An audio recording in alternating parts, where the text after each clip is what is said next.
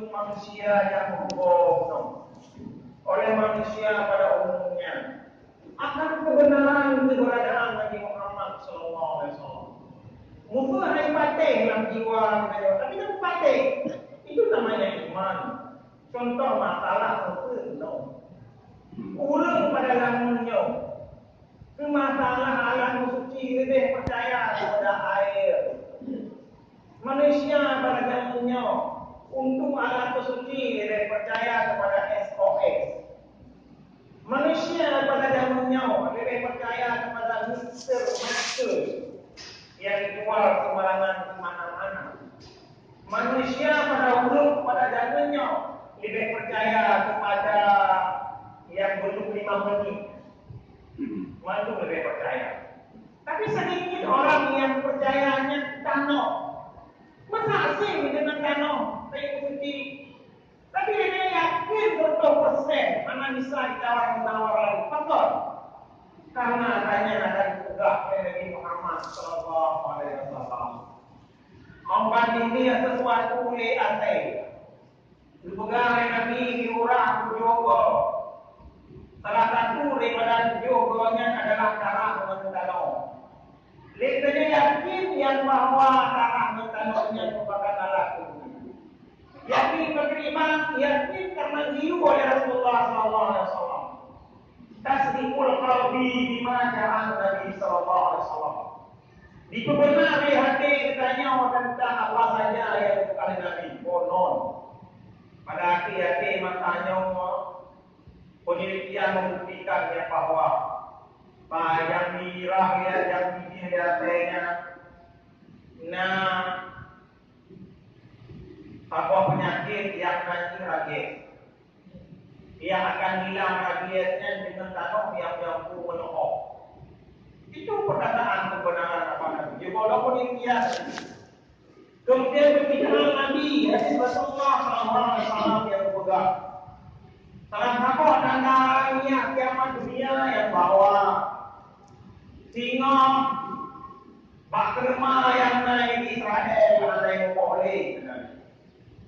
Kemudian apa waktu yang nanang di Israel hubungan karena diiring. Nan waktunya tidak. Kemudian yang sangat fenomenal adalah dipegang oleh Nabi SAW sehingga dia jauh Sungai Efrat yang mengalir dari Turki di pegunungan Turki, Anatolia, Usuria, Wira, Usyam, Suria sekarang, Wira, bahkan sampai kepada Syria, bahkan sampai kepada Iran, yang muaranya ke Persia. Sehingga dipegang oleh Nabi, sungainya akan mengering pada kiamat dunia. Apakah mengering sungainya dibedahlah gunung yang dalam sungai Efrat. Orang ini kepada pengamu banyak kurang musuh-musuh untuk merebut emasnya.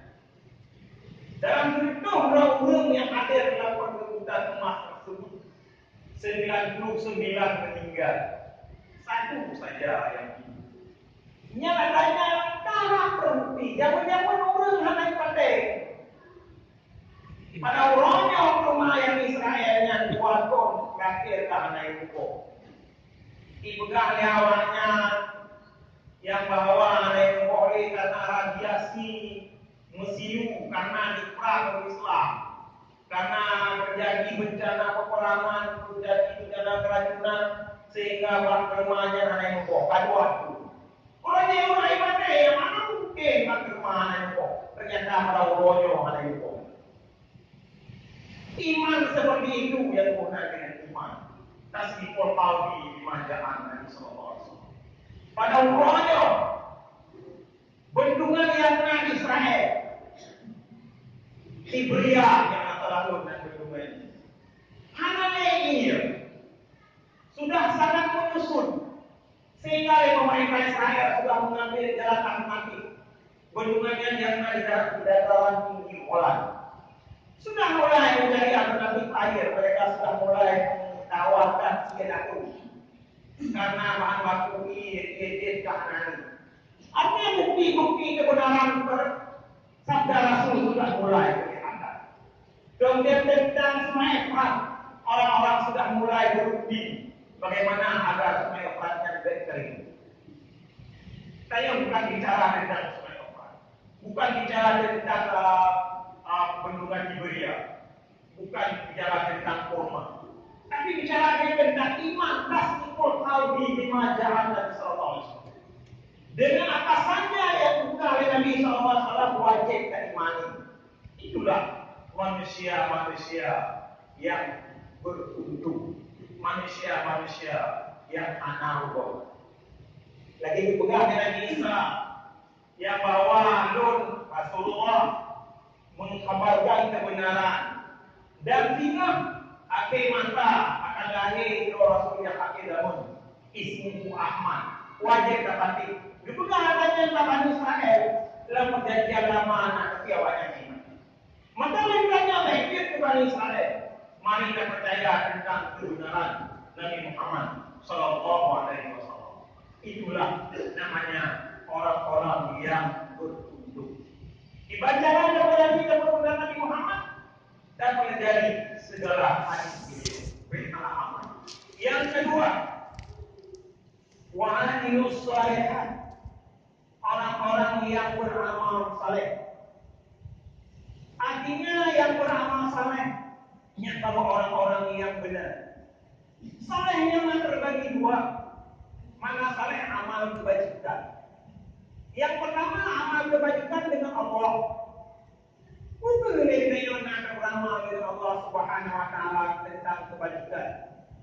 Pokok kebajikan yang pertama adalah sembahyang malam di waktu.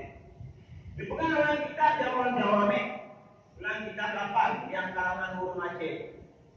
Yang pada mulanya dan guru baik ke masjid kita ini bahwa amal ibadah, amal soleh yang paling bagus adalah sembahyang wajib diurus malam 5 wajib. Kecuali menuntut ilmu. Menuntut ilmu itu menduduki posisi yang pertama di atas segala ibadah. Artinya baru ibadah-ibadah yang lain. Bertanya beliau tadi, apa menuntut ilmu? Sebab hansa ada semayangnya anak ini. Hansa kaya ini anak tekun, anak sehati. Hansa ada puasa ni anak petunjuk teknis dan puasa. Hansa ada boleh-bolehnya ada cara budak. Semuanya butuh ilmu.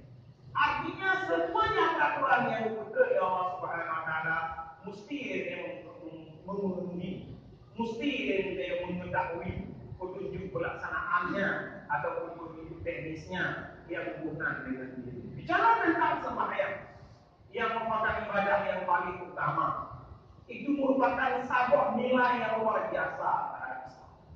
Sehingga eksis atau tidaknya Islam dengan sembahyang. Di sana urang mungkin sembahyang dia tu urang hanya ikut sembahyang wajib, sembahyang sunat, raya tok. Yang nilai-nilai Islam sudah mulai oleh Rasulullah sallallahu alaihi wasallam bersabda, "As-salatu imaduddin, faman aqamaha faqad aqamati, wa man tarakaha faqad hadamati." Sembahyangnya tidak ada. Di saat orang tersebut sembahyang berarti dengan kehidupan agama. Di saat dengan mulai tinggal sembahyang untuk agama, kenapa adanya dengan terawian mak? Kenapa adanya bisu udra yang nabi Myanmar? Yaitu hulu-hulu agama Islam. Ini adalah red harijiyah, hulu eksternal. Menyebutkan Islam rela dahiliyah, yaitu rela internal. Rela kudau agama kau. Gimana cara rela? Mana ketik semaya? Dina burung langgang ke Dusun Malaya. Baik aku Dusun Malaya. Menyatakan yang mata. Dapat orang lain yang sebenarnya mata. Tapi berapa orang laki-laki yang mau sembahyang? bisa dihitung dengan kalkulator jari. Bahkan lebih dari cara. Artinya keberadaan ibadah kepada Allah pada khusus salat belum sudah mulai. Itu ibadah Jumat, itu sembahyang Jumat, belum lagi sembahyang rawatib yang biasa, yang surah sembahyang malam lima waktu, yang juga Rasulullah SAW anantah sembahyang beragam dari masjid ila ke masjid. Dia antah sembahyang beragam yang kau memilih masjid kecuali kerja dalam masjid. Artinya berjamaah. Mengadang yang semayang rumah, pilih masjid, semayang rumah anak hati. Harus semayang masjid. Itu. Dan satu ibadah salihah saja yang menyangkut dengan Allah. Belum lagi salihah yang menyangkut dengan manusia yang sabar adil. Belum lagi orang yang salihah bertawassaw bil haqq wa tawassaw bis sabr. Begitu banyak pembahasan yang harus kita jaga. Tapi adakah terjadi perubahan? Jadi kita ini orang masjid biasa.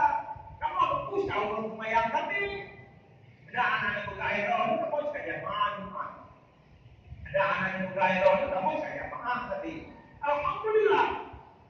Tapi yang jadi pertanyaan kita kepada Allah adalah pasti orang-orang yang tak pernah mendatangi masjid. Ulu-ulu yang anak itu yang bawa masjid mereka kira minta kan tahu. Dia orang yang kan minta air itu, orang minta air itu. Anak itu boleh. Jadi, ayah tahu minta masjid itu kira tidak. Bagaimana nasib saudara kita yang seperti itu? Apakah akan kita biarkan seperti itu saja? Padahal Allah Subhanahu wa taala telah berfirman, Bismillahirrahmanirrahim. Wa takum minkum ummatun yad'una ila al-khair wa ya'muruna bil ma'ruf wa yanhauna 'anil munkar. Ulaika humul muflihun. Lintahnya ulul Islam harus menjadi umat yang dakwah, menyuruh orang kepada kebajikan, mengajak orang kepada berbuat ma'ruf, mencegah orang daripada berbuat kemaksiatan, supaya kita membantu menjadi orang yang kemenangan. Artinya memperoleh kemenangan di dunia dengan jalan memberi aman, dengan jalan memberi berkah, dengan jalan semangat membela Islam kuat. Hati-hati pada wajah yang tanya orang diri Islam. Semangat untuk membela agama sudah mulai tinggi. Tapi di saat ulama bertanya di dispedika lewat lahir, di saat ulama bertanya untuk dilecehkan lewat lahir, Islam, orang-orang Islam jangankan membela, bahkan boleh ikut juga melecehkan ulama tersebut. Padahal ulama itu merupakan simbol agama. Di saat ulama dilecehkan, di saat ulama sudah mulai dipisahkan daripada umatnya, itu akan kehilangan tahrif. Seperti singa sudah dikerengke. Menjadi sangat lagi yang menjadi tanya karena agama Islam tinggal menunggu hari kapan diusir ke Dinam Rodo. Sekarang apalagi sudah mulai nampak indikasi orang-orang non-Islam yang sudah mulai ingin Islam hilang di bumi Indonesia ini. Makanya kita harus berhati-hati. Gimana cara kita bela agama? Pertama bela agama dengan jalan syariat agama. Yang kedua bela masyarakat dengan jalan mengajak uyun dengan berbuat ibadah. Yang paling penting di atas segalanya adalah tidak mempelajari agama dan mengamalkan nilai-nilai agama yang telah dipesan oleh Allah Subhanahu wa taala, yang telah dipesan Allah Subhanahu wa taala melalui kalamnya Al-Qur'anul Karim dan melalui lisan Nabi Muhammad sallallahu alaihi wasallam. Demikianlah ceramah singkat pada hari yang berbahagia ini. Terima kasih atas segala perhatian. Mohon maaf atas segala kekurangan. Hasbunallahu wa ni'mal wakil.